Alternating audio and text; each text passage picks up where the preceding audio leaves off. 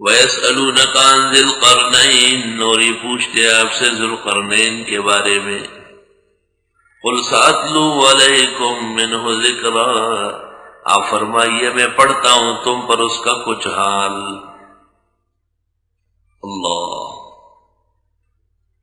ذوالقرنین ہمارے ملک میں وہ سکندر کے نام سے یاد کیے جاتے ہیں، اور اس نام کے بہت لوگ گزرے ہیں، یہاں تک کہ مفسرین کے لیے فیصلہ مشکل ہوا ہے.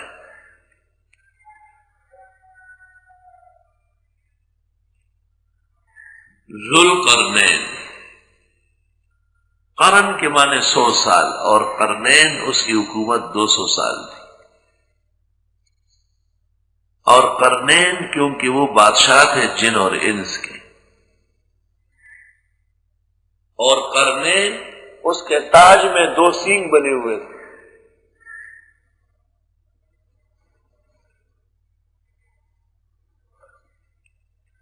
قرنین اس کے چہرے پر 2 چوٹیں لگی تھی مسئلہ توحید کے بیان میں.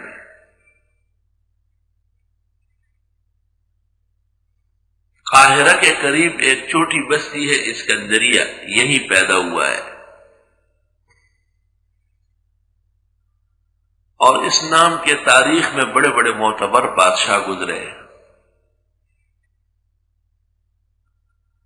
ایک سکندر رومی ہے، ایک سکندر فارسی ہے، ایک سکندر مقدونی ہے. ابو ریحان البیرونی انہوں نے سندھ کے اندر ایک سفرنامہ بتایا ہے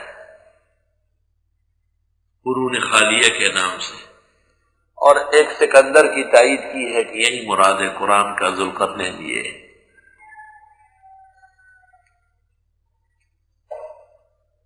حافظ عماد الدین ابن کثیر نے بڑی کوشش کی متعین کرنے کی، لیکن نہ کر سکے، اور آلوسی نے بھی تقریباً 14 اقوال پیش کیے، پھر بھی ناکام رہے. حفظ الرحمان سیوہاروی نے قصص القرآن کے اندر بڑی کوشش کی، اتنا ہی لکھ گئے جو گزشتہ اثرات لکھ چکے. امام الازہر مولانا انور شاہ رحمۃ اللہ علیہ نے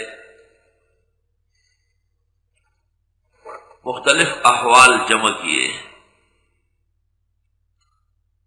اور ان سے پتہ چلتا ہے چند چیزوں کا. ایک یہ کہ یہ رحم دل بادشاہ تھا اور باصفا ولی تھا، اور اس کی حکومت پوری دنیا پر تھی. محیر العقول طاقت اللہ نے عطا فرمائی تھی. بعض لوگوں نے ان کی نبوت کا قول کیا ہے، لیکن وہ کمزور ہے.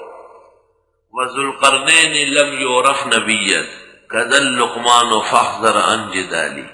ذوالقرنین نبی نہیں ہے، اور لقمان بھی، اس میں بحث مت کرو. ازرقی نے تاریخ میں لکھا ہے کہ ابراہیم علیہ السلام نے کعبہ کا طواف کر کے باہر نکلے، اور سکندر ذوالقرنین داخل ہوئے. علیہ سلیک ہو گئی. ابراہیم علیہ السلام کو بتایا کہ میرا ارادہ سفر دنیا کا ہے، اور آب حیات کا وقت قریب ہے، اس چشمے سے پینا چاہتا ہوں. تو ابراہیم علیہ السلام نے کہا یہ میرا بھتیجا ہے خضر، بلیاب ابن ملکان، اس کو ساتھ رکھو، یہ کام آئے گا.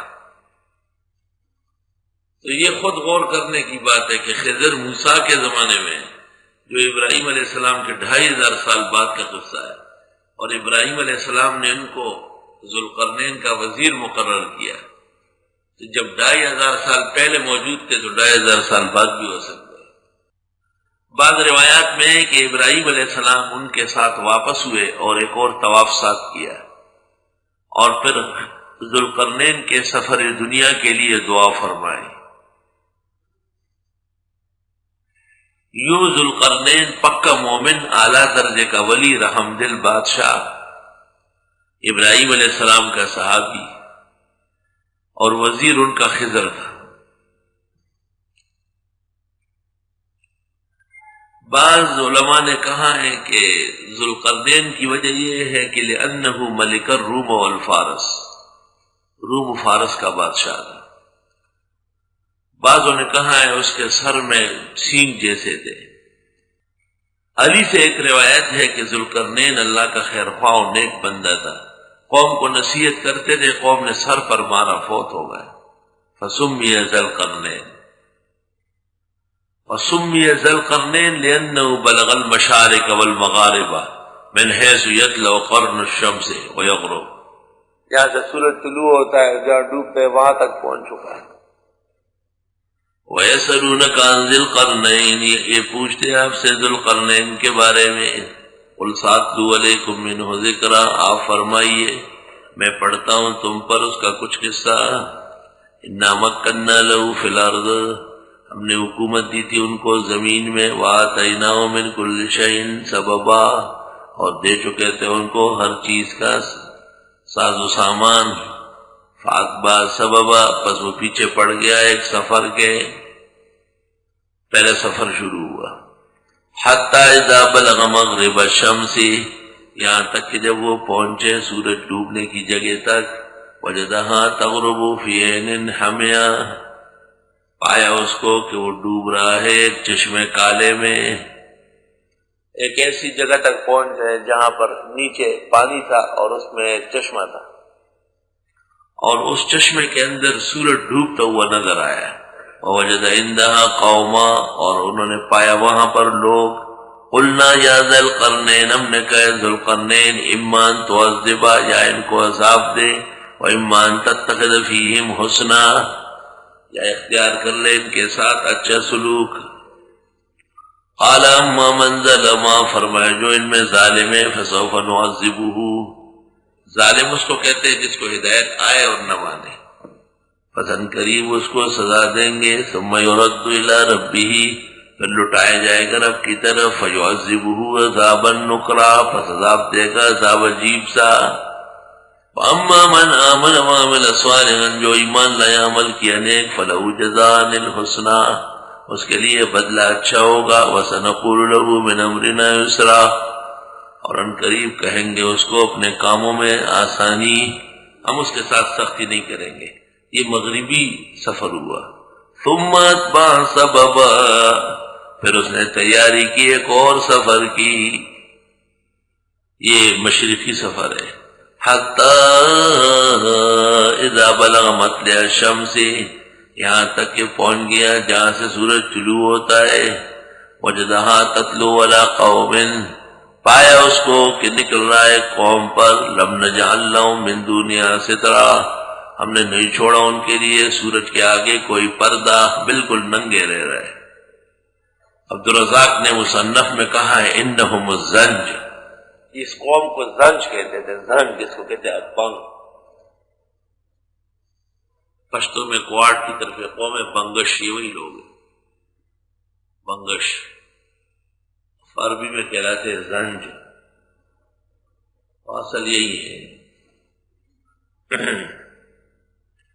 نور الدین زنگی اسی پہ سے۔ کذالک، یہ سفر بھی مکمل ہوا۔ وقد احطنا بما لدیہ خبرا، اور ہم نے گھیر لیا جو اس کے پاس علم تھا، سبب ثم اتبع سببا، پھر پیچھے پڑ گیا ایک سفر کے، یہ تیسرا سفر ہوا۔ حتی اذا بلغ بین السدین، یہاں تک کہ جب وہ پہنچ گئے دو ڈیموں کے درمیان، وجد من دونہما قوما، پایا ان دونوں کے آگے قوم، لا یکادون یفقہون قولا، نزدیک نہ تھا کہ سمجھ لیتے بات، عجیب سی بولی تھی، یہ قوم عجیب ہے۔